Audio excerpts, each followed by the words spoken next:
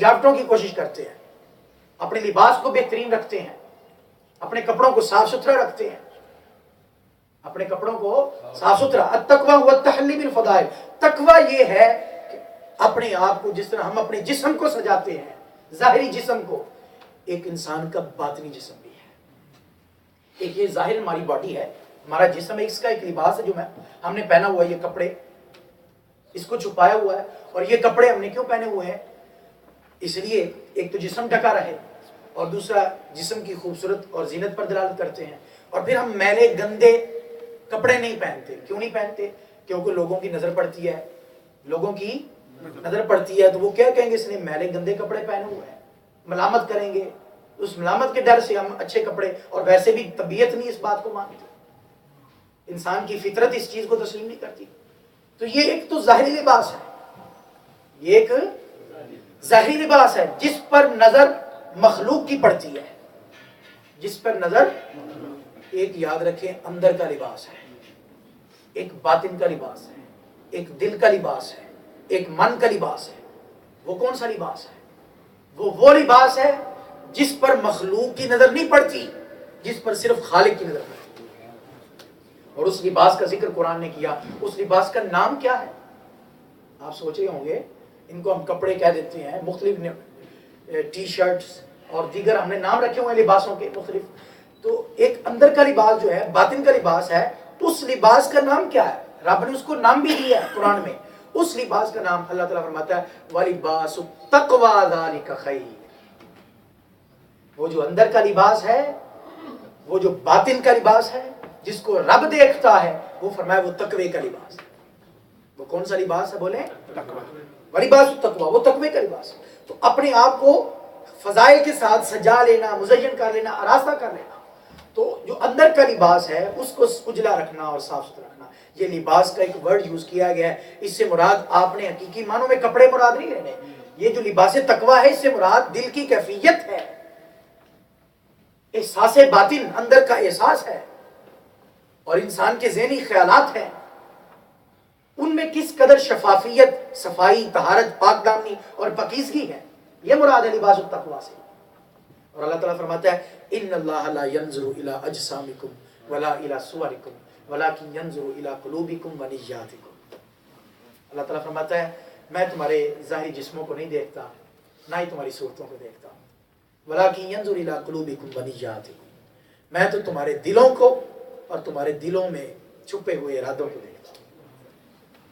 اس لیے اب یہاں قرآن پاک اور اس حدیث پاک کو سامنے رکھ کے میں اور آپ، ہم سب مل کے اپنا محاسبہ کریں، ذرا اپنے آپ کو ٹیسٹ کریں، اپنا امتحان لیں کہ ایک یہ ظاہری لباس ہے جس پر لوگوں کی نظر پڑتی ہے، اس کو ہم کتنا اجلا رکھتے ہیں، صاف ستھرا اور چمکا ہوا رکھتے ہیں، اس پر لوگوں کی نظر پڑتی ہے۔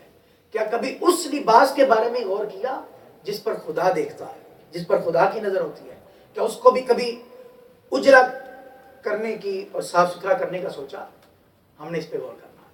اور وہ لباس کس طرح اجلا ہوگا، اندر کا لباس، باطن کا لباس، وہ روزے کی عبادت ہے۔ اللہ نے روزے کی عبادت اس لیے عطا کی کہ لوگوں تمہارے باطن کے لباس کو صاف ستھرا بنانا ہے، تمہارے من کے لباس کو اجلا کرنا ہے، روشن اور منور کرنا ہے، اور تمہارے دل کو اپنے جلووں سے آباد کرنا ہے، اور تمہارے اندر اپنی محبت کی شمع جو ہے اس کو فروزہ کرنا ہے، اس کو روشن اور منور کرنا ہے۔ تو یہ اللہ تعالیٰ نے فرمایا التقویٰ، یہ تقویٰ ہر عبادت کا مقصد ہے۔ نماز کا مقصد بھی جو ہے وہ تقویٰ، اب روزے کا مقصد بھی تقویٰ۔ اگر آپ حج کو لے لیں، جب حاجی حج کے لیے جاتا ہے تو وہ اپنی مختلف ضروریات کی چیزیں ساتھ لے کر جاتا ہے، جو بھی اس کی ضرورت کی چیزیں ہوتی ہیں، جس کی اسے ادھر ضرورت پڑ سکتی ہے، وہ ساتھ لے کر جاتا ہے۔ اور جو سامان سفر ہوتا ہے اس کو زاد راہ بولتے ہیں۔ تو قرآن پاک میں اللہ تعالیٰ فرماتا ہے وَتَزَوَّدُوا فَإِنَّ خَيْرَ الزَّادِ التَّقْوَىٰ۔ جب حج کے لیے جایا کرو، عمرے کے لیے جایا کرو، تو ساتھ سامان سفر اور سامان ضرورت لے جایا کرو، جس کو زاد راہ بولتے ہیں، زاد راہ ساتھ لے لیا کرو۔ فرمایا فَإِنَّ خَيْرَ الزَّادِ التَّقْوَىٰ۔ لوگوں یاد رکھو بہترین زاد راہ جو ہے وہ تقویٰ ہے۔ فَإِنَّ خَيْرَ الزَّادِ التَّقْوَىٰ، بہترین زاد راہ جو ہے وہ تقویٰ، وہ خوف خدا کی کیفیت ہے، وہ احساس بندگی ہے، وہ اپنے اندر اللہ کے خوف اور خشیت کو پیدا کرنا ہے۔ یہ تقوی اتنی اعلیٰ عبادت ہے، اور جو بندہ اپنے اندر یہ کیفیت پیدا کر لیتا ہے وہی در حقیقت روزے کے مقصد کو پورا کرتا ہے۔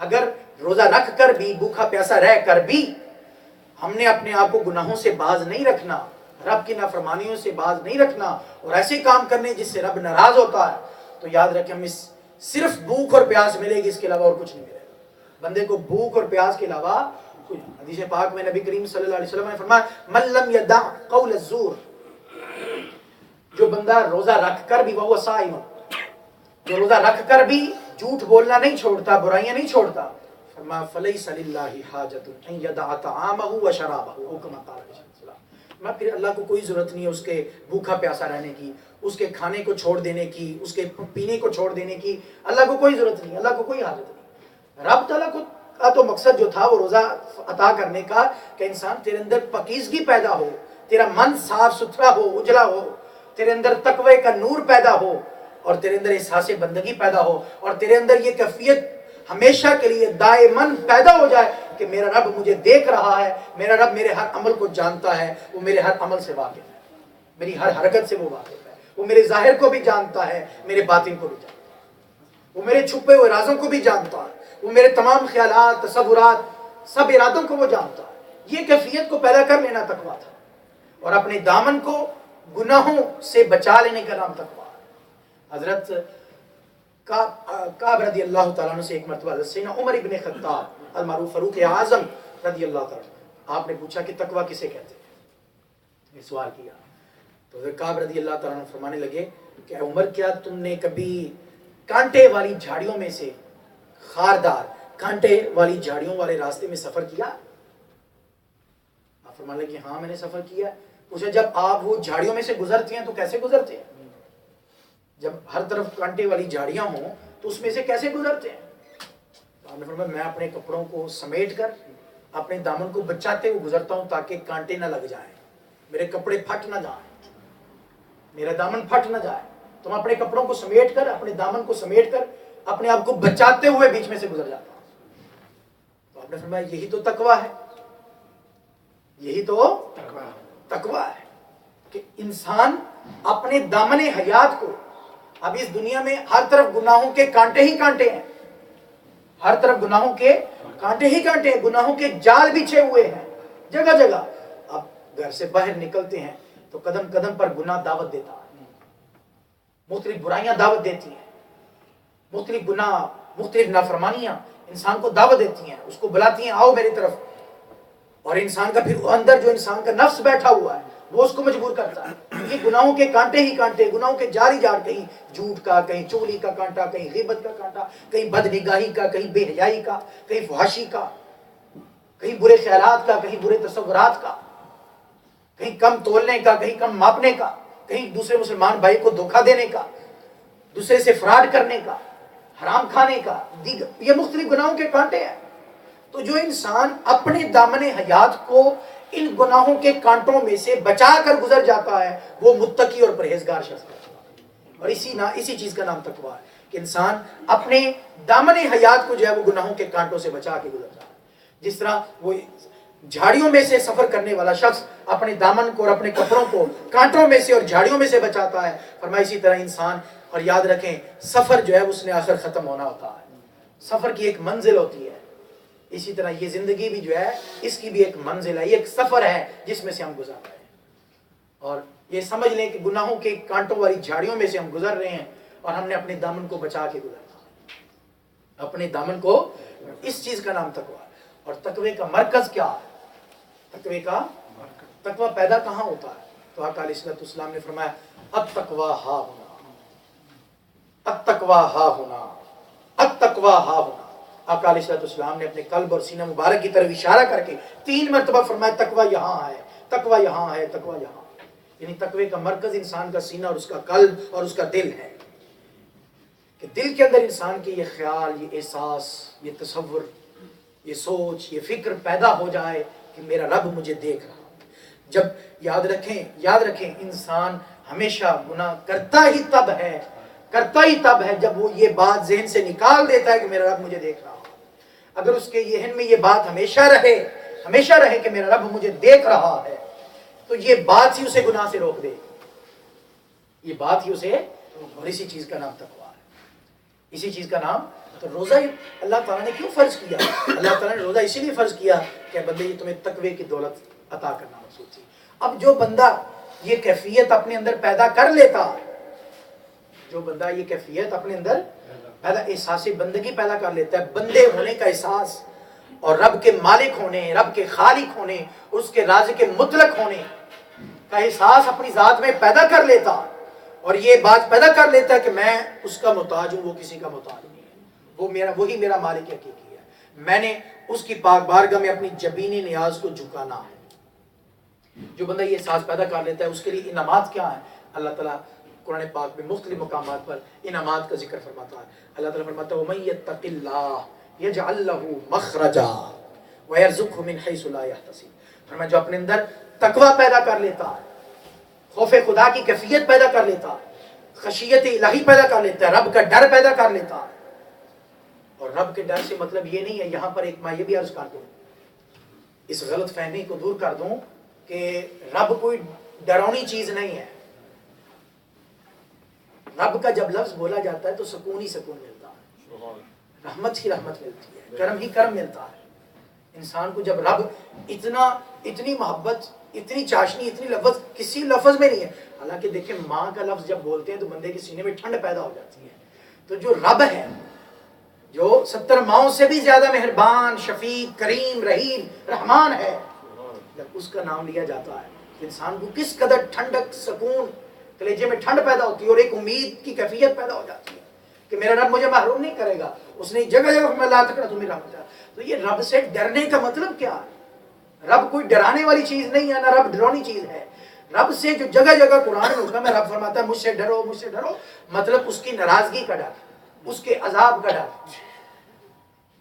اس کی ناراضگی، اس کی نافرمانی کا ڈر، اس کے عذاب سے ڈرو اور اس کی ناراضگی سے ڈرو، یہ مطلب ہوتا ہے۔ ہمیں جو اپنے اندر یہ ڈر پیدا کر لیتا ہے کہ میرے اندر کہیں مجھ سے کوئی ایسا عمل نہ ہو جائے جس سے میرا مولا کہیں ناراض نہ ہو، میرا مالک ناراض۔ اب دیکھیں نا دنیا میں ہمارا جو باس ہوتا ہے، جو ہمارا مالک ہوتا ہے، جس کے پاس ہم مثال کے طور پر نوکری کرتے ہیں، جاب کرتے ہیں، ہماری پوری کوشش ہوتی ہے یار ہم اس کو راضی رکھیں، اس کے ساتھ ذرا بنا کر رکھیں۔